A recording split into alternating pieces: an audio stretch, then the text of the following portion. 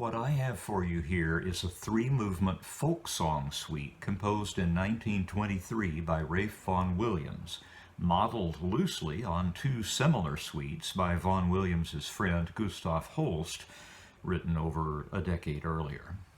Holst's two suites for military band were among the earliest arguable masterpieces for an ensemble that served as the prototype for the modern concert band. And Vaughan Williams then joined a good many other composers by making his own contribution to a rapidly growing body of respectable wind band works, compositions meant to elevate the stature of an ensemble that had languished in the shadow of the symphony orchestra for a century. What we have in the suites of Holst and Vaughan Williams is a kind of promise that was realized spectacularly a couple of decades later in Percy Aldridge Granger's 1937 Lincolnshire Posy. I think it would be advisable to set forth a brief comparison of these four works. The first of Holst's suites, written in 1909, was based on original material, a chaconne theme that suffuses the first movement and appears in numerous transformations in the two movements that follow.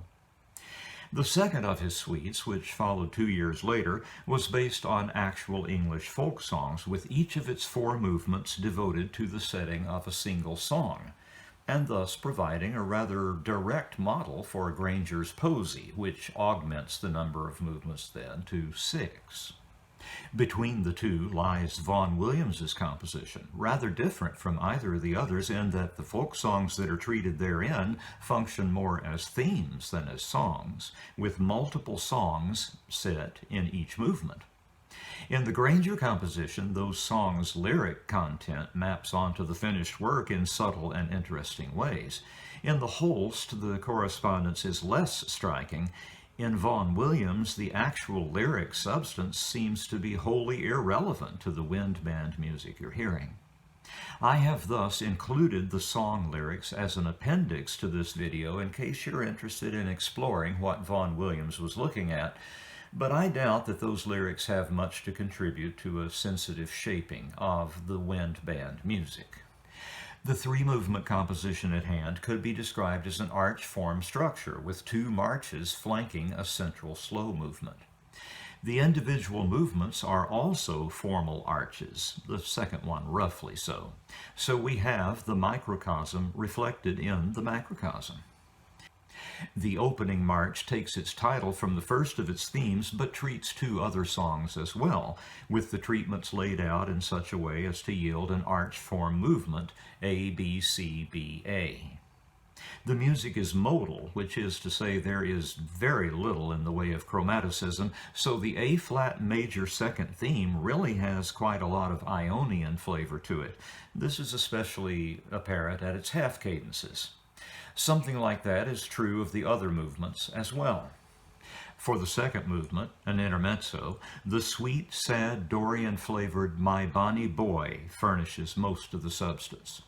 There are three settings of this tune, the first for solo oboe, the second for mid-range voices, and the final one divided between the band's deepest voices and some of the trebles in harmony.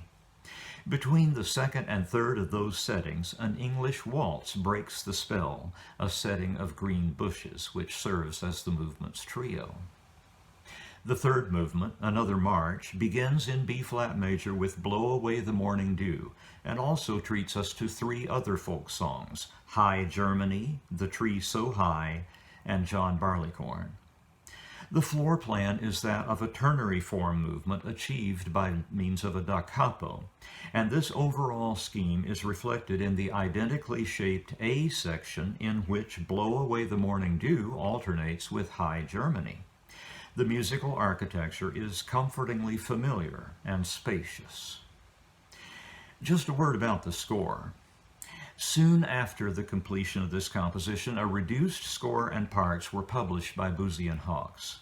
A full score came along a few years later. I've presented the reduced score here as it gives me more flexibility in organizing my video.